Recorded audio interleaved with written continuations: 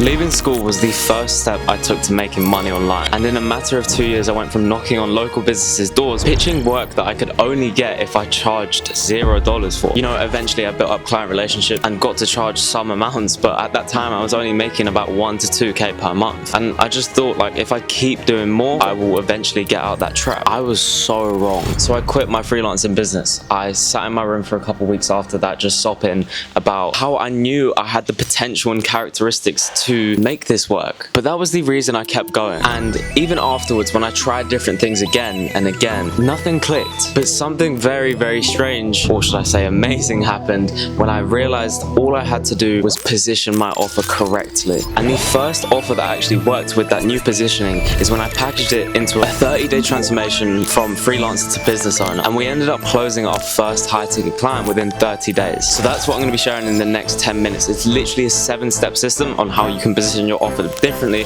if you want to go from freelancer to business owner, because you don't want to be where I was, trust me. And if you are there, this is how you're going to get out of it. And if you are that person who wants to make more money out of their skill, just check the first link in the description, book a 15-minute call. We will walk you through our 10k month roadmap. If we think you're a fit, we will work with you. If not, we will still leave you with an actionable plan that is actually made for you on the call. So let's get into the 7-step system that we used and we use for clients actually right now, and how to position your offer correctly.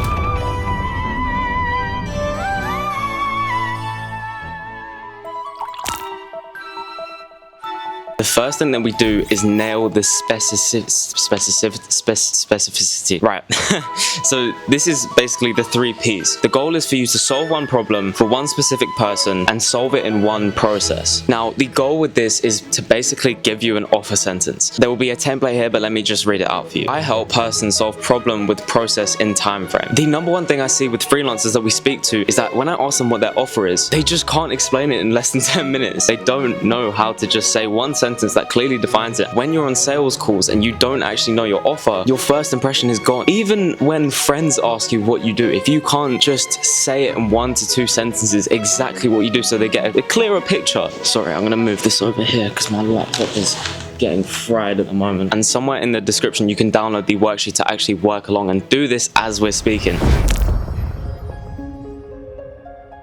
Now, the second step is having a promise. And I know what you're thinking. We're not going to promise the world to our clients and potential prospects, even if we're down bad to get them. The goal with the promise is actually to make it measurable. Your promise is something that the market already wants. The prospects on sales calls can actually see what they're getting. So for example, if you're an email marketer, how much are you going to increase your attribution by? Don't say increased attribution so you can make more money. Say, I'm going to increase your attribution from 20 to 40% within 40 days. That is way more measurable. You see how that frame now comes in where you can just say that and they're like, oh, okay, I'm down. You can take it one step further, and for example, if you work with 100k e-commerce brands, you can calculate the numbers instead of saying percentages. I've seen that with the clients who worked with it, actually works a bit better. So the main thing with the promise is you just want to add numbers.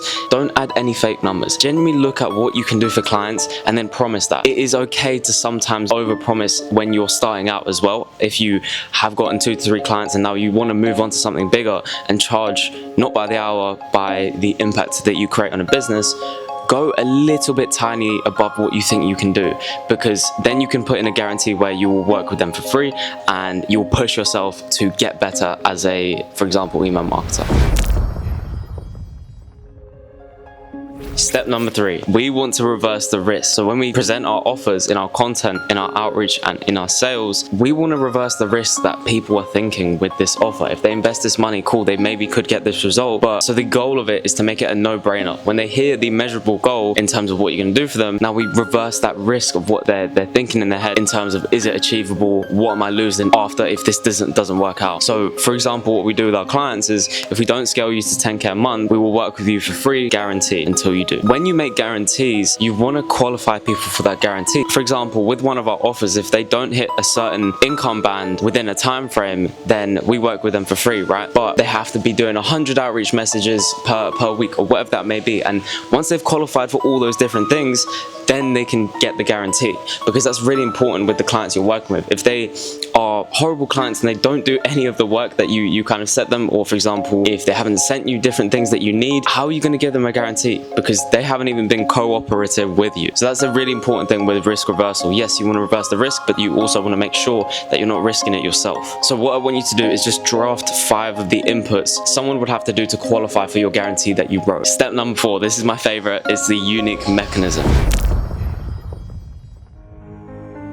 The goal with the unique mechanism is to explain why your method actually works, because even if others promise the same results, your mechanism is going to differentiate that. So basically what you want to do here is come up with a cool name and then map the steps behind it. So for example, ours is skill to scale, and what we do is we position your offer correctly in the way that you're going from freelancer to business owner, and then we put in your acquisition engine in terms of inbound and outbound, and then we train you in sales. So that is the skill to scale system there. So I want you to draft yours in your sheet, just literally write it down, come up with a cool name, don't worry about it for now, and then just draft the steps. You can work on the name later.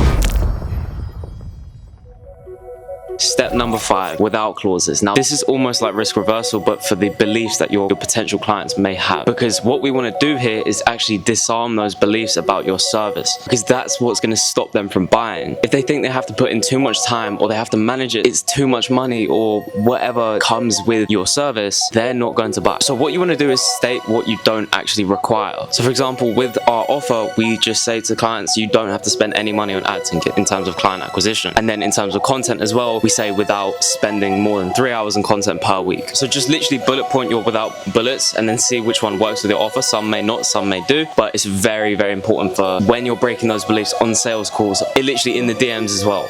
If you can say what you don't do after what you do, that picture is starting to be built. You now are starting to have a business owner offer.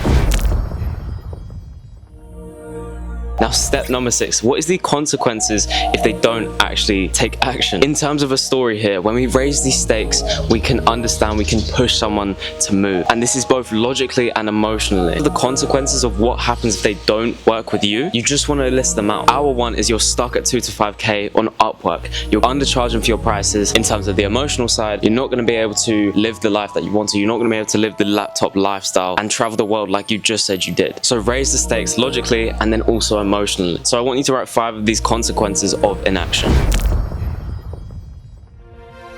Number 7, this is the most fun one, because now you actually get to see how good you are at what you do. Maybe you thought that you could possibly scale to a business owner, but after filling this out, you're like, okay, cool, I need to package my service differently, I need to learn more skills, I need to get better. Step number 7 is fast wins. Depending on how long you work with your clients, let's call it a 1-month period, right? You want to package now week 1, week 2, week 3, and week 4 in terms of results. The best one being week 1, because if you can get them the fastest and best results during week 1, it's going to make it way more clear of why people should work with you, because people actually believe what they experience first. So for example, week 1 with us, we basically make sure that your offer is completely built out and your content is ready to go. Now for example, if it's like a 3-month offer, I would do 7 days, 1 month, 2 month, and 3 month. But then also just optionally, you can do a result that is in the future after that, whether that's they work with you afterwards or not. So write about 4 time frames of where you can get some quick results. Just to recap, this is the 7 steps up. Position your offer as a business owner rather than freelancer. So once you install these, you will be able to stop selling your hours and start charging based on impact. It has nothing to do with competing with price with freelancers who may actually even be better than you. Without an offer, you have no chance in the market that is not on Upwork. The main goal with this is to start selling the outcomes. I don't know if you can tell, but all of these different steps actually just relate to outcomes. If you haven't done this already, there will be a Notion worksheet to fill out as you're watching this video. It's very helpful, and it will basically, you will have your entire offer positioned by the end of this video. Press the subscribe button if you haven't already. Like the video, because this basically just helps share it with other freelancers stuck in your position so you can build together. I will see you in the next one.